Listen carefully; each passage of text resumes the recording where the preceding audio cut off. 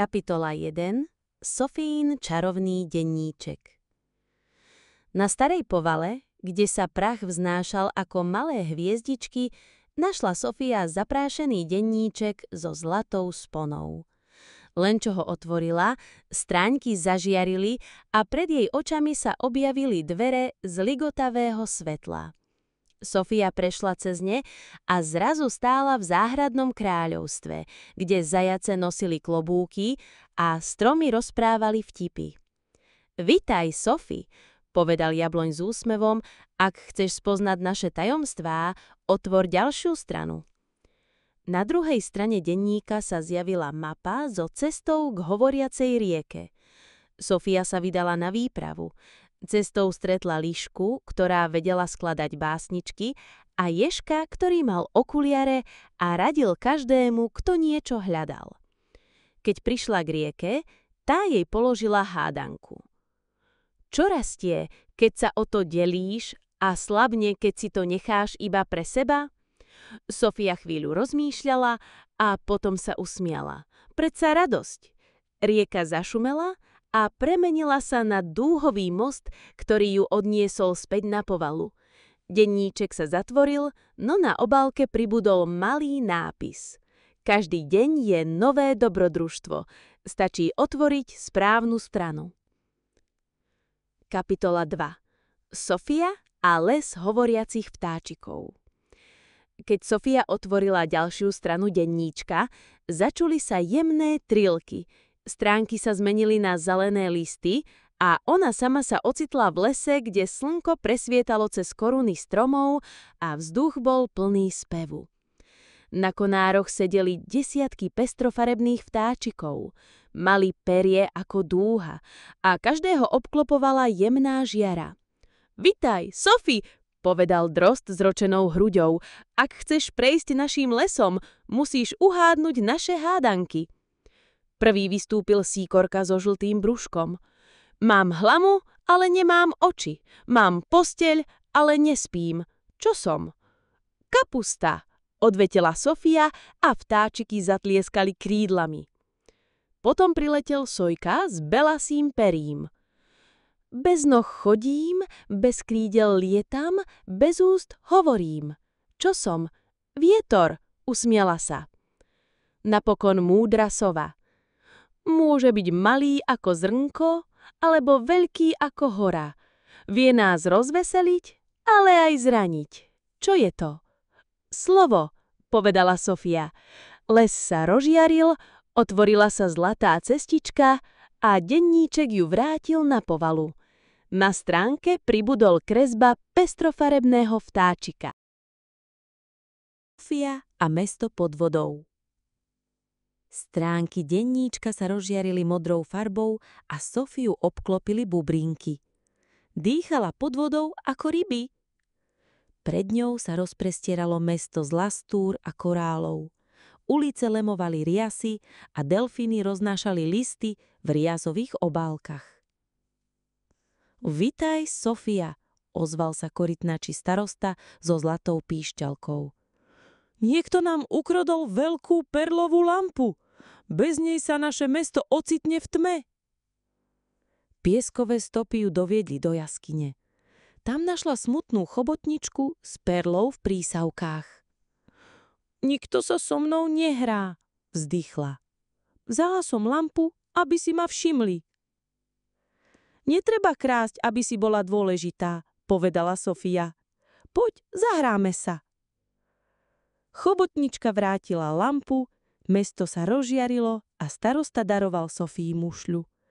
Keď si nás chceš vypočuť, prilož si ju k uchu. Kapitola 4. Sofia a trh kúzelných predmetov. Uprostred rušného námestia si predmety navzájom šepkali a chvastali sa kúzlami. Sofia skúšala zvončeky. Jeden zaspieval, druhý rozkvitol do kvetu, tretí otvoril dúhavú bránu, z ktorej vyletela iskriaca váška. V tichom stánku ležalo obyčajné pero. Nežiariš, nešepkáš. Prečo? Spýtala sa.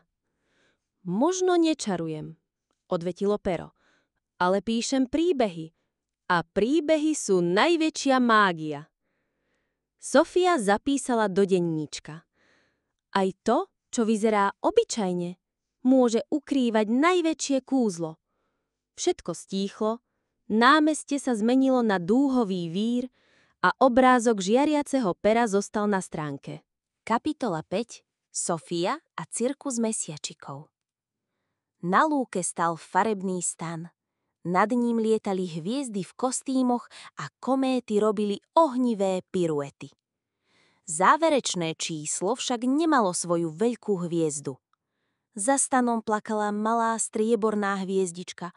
Som príliš malá. Skús to, povedala Sofia. Hviezdička zažiarila tak silno, že zatienila aj veľkú hviezdu. Potlesk, tanec, radosť. Mesiac v cylindri podal Sofii vstupenku. Môžeš prísť kedykoľvek. Kapitola 6. Hora priateľského draka. Na vrchole hory v jaskyni miešal drak Brumlík polievku s obláčikou. Chýba mi pomocník, povedal s úsmavom.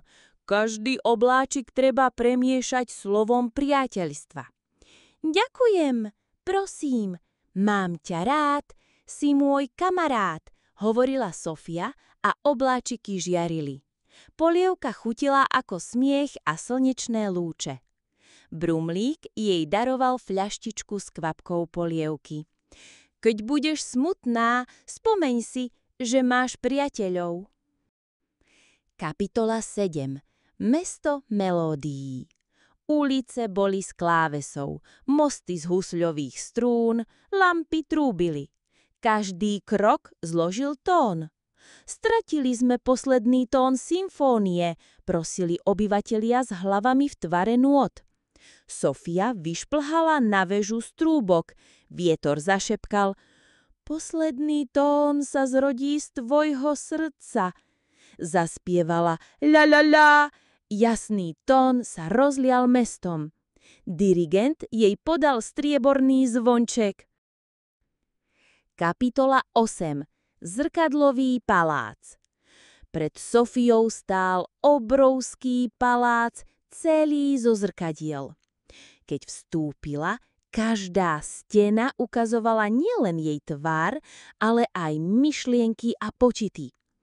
Neboj sa vidieť samu seba, povedal hlas v odraze. Sofia sa usmiala a zrkadlá sa roztancovali a zmenili na kvetinové ľúky. Na stránke denníka sa objavil trblitavý palác. Kapitola 10. Čierny vtáčik. Tento raz sa denníček otvoril do tmavého lesa. Na konári sedel malý čierny vtáčik a smutne hľadel do zeme. Keď Sofia prišla bližšie, zistila, že je úplne tichý. Prečo nespievaš? Spýtala sa. Vtáčik zašepkal. Stratil som svoj hlas. Nikto ma už nepočuje. Sofia si sadla vedľa neho a začala spievať jemnú pesničku. Najprv veľmi potichu, potom hlasnejšie. Vtáčik zdvihol hlavu a otvoril zobáčik a k Sofínemu hlasu sa pridal jeho vlastný. Bol trochu chrapľavý, ale každou nótou silnel. Nakoniec zaspieval tak krásne, že celý les sa rozochvel hudbou. Vtáčik obletel Sofiu a položil jej pierko do rúk. Ďakujem. Vďaka tebe som znova našiel svoj hlas. Na stránke denníčka sa objavilo čierne pierko so zlatým okrajom. Kapitola 11. Krajina hier. Keď otočila stránku, ocitla sa v obrovskej krajine, kde všetko vyzeralo ako spoločenské hry. Ulice tvorili políčka ako na Človeče nehnevaj sa, stromy mali tvary kariet a na oblohe lietali šachové figúrky. Pred Sofiou sa objavila veľká hracia kocka, ktorá povedala: Tu platí pravidlo. Ako sa budeš správať, takú hru ti svet nastaví. Najprv sa Sofia rozbehla bez rozmýšľania a ocitla sa v hre plnej pastí a slepých uličiek. Potom sa zastavila, usmiala sa na postavičky z kartónu a začala im pomáhať. Zrazu sa cestičky zmenili, políčka žiarili a šachové figurky tancovali. Sofia pochopila. Hra sa mení podľa jej srdca. Keď hrá férovo a láskavo, aj svet sa stáva veselou hrou. Denníček sa zatvoril a na stránke zostala nakreslená žiariaca hracia kocka.